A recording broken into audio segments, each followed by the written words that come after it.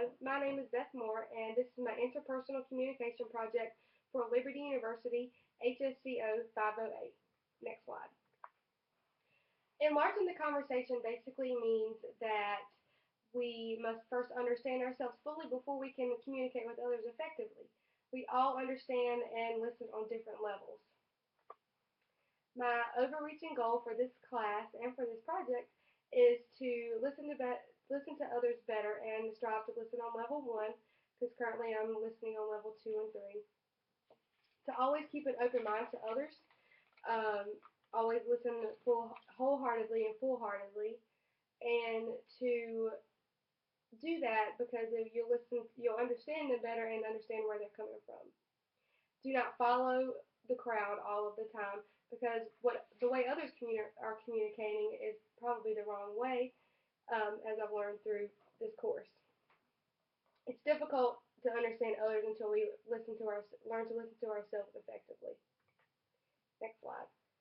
My behavioral blend is defined on graph 1 as CI or IC, and that entails me being both pessimistic and optimistic. I want to live life to the fullest. I also would like to be spontaneous, but I will outweigh the consequences before I decide anything. And also, I do not like others seeing me make mistakes. Next slide. My background, that has to do with my behavioral blend or versus my behavioral blend. I was very shy growing up. I always have a smile on my face. I do avoid confrontation and conflict, like my behavioral blend. I stated that I do. I relate best to those who understand me and are on the same knowledge level as me and that are like me. Next slide. I do have potential barriers that affect the way I communicate with others, and one of the main ones is my listening level. And like I said, I was listening on level 2 and 3. My attitude towards others, which are preconceived notions and prejudgments and sizing people up, because that always will hinder the effectiveness of the communication between others. And also, I must realize that listeners aren't the less powerful in a conversation. And also hearing what I want to hear and not fully listening to others and stop blocking them out when I get bored from a conversation. Next slide. How to deal with these potential barriers.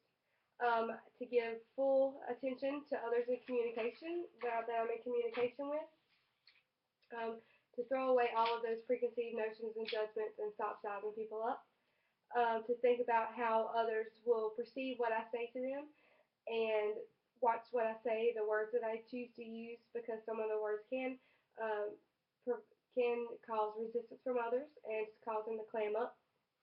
And to increase empathetic listening. Empathetic listening is defined as one's effort to adopt the perspectives and infer the emotions and experiences of the others in the conversation, which means that you will actually know and understand where they're coming from and how they're feeling about what they're saying. Next slide. Noise pollution. Noise pollution are defined as factors that influence us to be distracted from listening effectively at level 1. And there are two types, internal and external. Next slide. Internal noise, some examples and solutions along with that are hearing what you want to hear. And some solutions is to not let your past depict your future and how you're going to listen. Throw away those preconceived notions and those judgments, because that will hinder the way you're actually listening to somebody and how you're going to take what they're saying. Biased listening, a solution to that is to always be patient with others. Some people do not always say things straightforward. It takes them a little while to get things out. Emotional listening, always stay positive. Try to block out the anger or sadness that you're feeling and listen to them in a positive light. Next slide. External noise, some examples and solutions to deal with those. Doing two things at once. Solution. Focus on one thing at a time and give it your full attention to do the best that you can. If you're in a noisy surrounding, which is external noise, the solution to that would be to find a quiet, calm place inside or outside. If the talker is talking too fast and you don't understand them, A solution to that would be to ask them once they're finished for clarity and a better understanding so you'll know how to correctly respond. A plan of action that I have decided to take is to, after this class, I'm going to take time and actually reflect on the things that I've learned and how to implement them in my life. Give the other person that you're talking to the main focus. Always listen empathetically and wholeheartedly to somebody so you'll have a better understanding of where they're coming from and their views. Understand what the others say is important to them and how it's important to their views, values, and morals. Um, Always allow the speaker to finish talking before I start talking or chime in.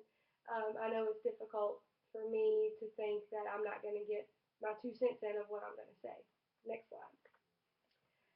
Always stay humble, be as clear as possible, work on my conflict management skills and conflict resolution skills, take a stand for myself and my beliefs when communicating, and always let God show me the way. In conclusion, this class has taught me a lot. I was very naive to the notion that I was not a good listener. I did not know that there were 3 levels of listening before entering this class. And I've learned things that I've been doing wrong for 25 years, and it was disappointing, but now I'm actually excited to learn that.